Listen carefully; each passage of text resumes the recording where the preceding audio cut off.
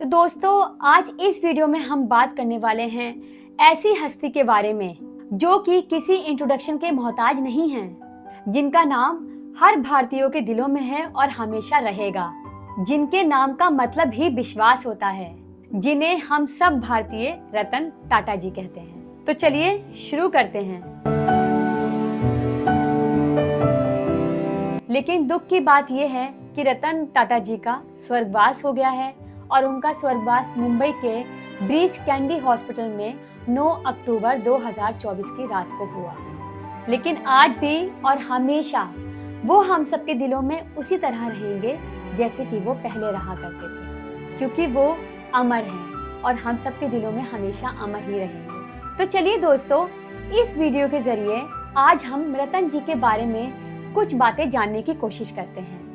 जो लोग भी वीडियो को देख रहे हैं, आप सभी लोगों से दरख्वास्त है कि वीडियो को शुरू से लेकर एंड तक देखें। रतन टाटा जी, जिन्होंने अपनी मेहनत और लगन से सिर्फ अपने परिवार को ही नहीं बल्कि पूरे देश को एक प्रेरणा दी है, जो अपनी सोच और कर्मों के जरिए न सिर्फ बिजनेसमैन बल्कि दुनिया में एक मिसाल बन गए। उन्होंने अपने डिसिप्लिन और काइंडनेस के साथ इंसानियत की भी सेवा खूब की। चलिए अब जानते हैं रतन टाटा जी की जन्म की कहानी। रतन टाटा जी का जन्म 28 दिसंबर 1937 को मुंबई में एक प्रमुख व्यावसायिक परिवार में हुआ था। उनका परिवार टाटा ग्रुप का मालिक है, जो कि एक विशाल ग्रुप ऑफ कंपनी है। उनके दादाजी JRD टाटा ने टाटा ग्रुप को दुनिया भर में एक बड़ी पहचान दी थी और रतन टाटा जी को उसी लीजेंसी को आगे बढ़ाने का मौका मिला। पर रतन टाटा का सफर सिर्फ फैमिली के नाम पर नहीं बल्कि अपनी मेहनत और विचारधारा से था। अब बात करते हैं रतन टाटा जी का टाटा ग्रुप में सफर। रतन टाटा जी ने अपनी पढ़ाई की शुरुआत USA की कॉर्नेल यूनिवर्सिटी से की थी, जहां से उन्होंने आर्किटेक्चर एंड स्ट्रक्चरल में ग्रेजुएशन कंप्लीट किया और उन्होंने 1962 में टाटा ग्रुप में अपनी करियर की शुरुआत की थी। शुरुआत में उन्होंने अलग अलग डिपार्टमेंट में काम किया, लेकिन उनका असली सफर तब शुरू हुआ जब उन्होंने 1991 में टाटा ग्रुप के चेयरमैन के रूप में अपना पद संभाला। रतन टाटा ने टाटा ग्रुप को ग्लोबल लेवल पर इस्टेब्लिश किया। उन्होंने टाटा ग्रुप को इंटरनेशनल मार्केट में एक्सपेंड किया, टाटा स्टील को दुनिया की टॉप मैन्युफैक्चर कंपनी में शामिल किया और टाटा कंसल्टेंसी सर्विसेज को यानी TCS कंपनी को IT सेक्टर में एक ग्लोबल लीडर बनाया। 2008 में उन्होंने टाटा नैनो लॉन्च किया, जो कि दुनिया की सबसे सस्ती कार होगी। आपको पता ही होगा, क्योंकि नैनो कौन नहीं जानता, जो कि सिर्फ आपको $2000 पे मिल रही थी उस टाइम पर। और टाटा नैनो दुनिया की सबसे सस्ती कार थी। वैसे तो ये एक बोल्ड स्टेप था, लेकिन रतन टाटा का एक विजन था, अफोर्डेबल कार फॉर ऑल, यानी कि हर एक इंसान कार को खरीद सके और कार में बैठ के सफर कर सके। चलिए अब बात करते हैं रतन टाटा जी की लीडरशिप स्टाइल के बारे में। रतन टाटा जी को उनकी लीडरशिप के लिए भी जाना जाता है। उन्होंने हमेशा अपनी टीम को ज्यादा एम्पावर करने पर फोकस किया। उनका कहना था कि लीडरशिप का मतलब सिर्फ डिसीजन लेना नहीं है, बल्कि अपने लोगों को इंस्पायर करना है।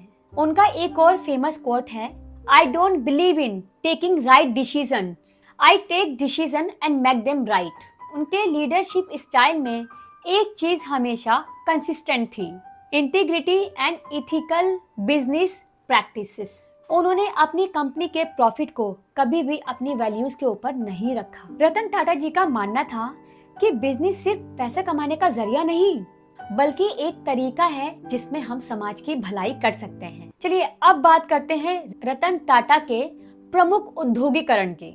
रतन टाटा जी ने अपनी लीडरशिप में कई बहुत बड़े कदम उठाए, जो कि उनके विजन को दर्शाते भी हैं, जैसे कि टाटा नैनो का लॉन्च, जो कि दुनिया की सबसे सस्ती कार थी, या टाटा मोटर्स का जैगवार लैंड रोवर को खरीदना, जो एक ब्रिटिश लग्जरी कार ब्रांड था। इस एक्सक्वेशन के साथ ही टाटा मोटर्स को एक ग्लोबल एक्सपोजर मिला। उन्होंने सोशल रिस्पॉन्सिबिलिटीज के मामले में भी काफी काम किया। टाटा ग्रुप के तहत कोई सोशल प्रोजेक्ट जैसे कि Tata cancer research institute, Tata memorial hospital और एजुकेशन सेक्टर में Tata institute of social science का विकास हुआ। Tata institute of social science का विकास हुआ। टाटा के इनिशिएटिव ने हमेशा देश के विकास में योगदान दिया। चलिए अब बात करते हैं रतन टाटा के पर्सनल।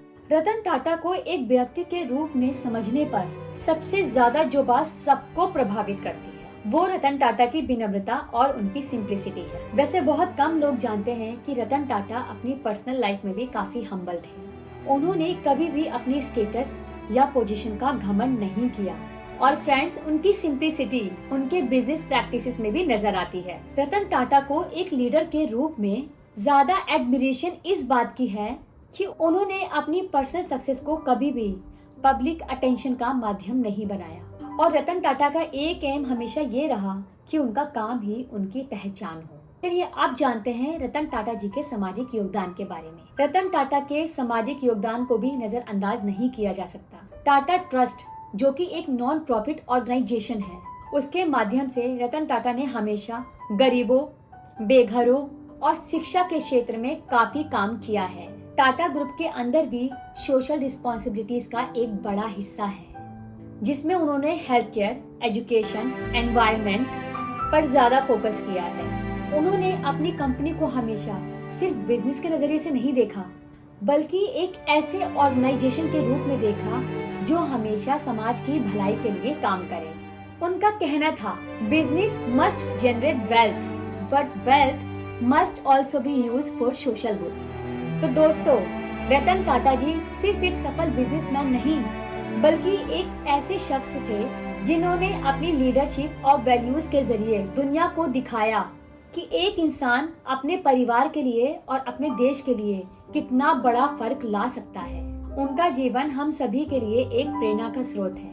उन्होंने हमेशा अपनी ईमानदारी, हार्ड वर्क और सामाजिक जिम्मेदारियों को अपनी पहचान बनाया। उनका सफर एक मिसाल है कि असली सफलता तभी मिलती है जब आप अपनी वैल्यूज के साथ अपने काम को अंजाम देते हैं। तो आज के लिए बस इतना ही। अगर आपको ये वीडियो पसंद आए तो प्लीज लाइक करें, शेयर करें एंड कमेंट करें। और फ्रेंड्स, रतन टाटा जी के बारे में अगर आपको कुछ और भी जानना है तो आप कमेंट्स में अपने क्वेश्चंस पूछ सकते हैं। धन्यवाद दोस्तों।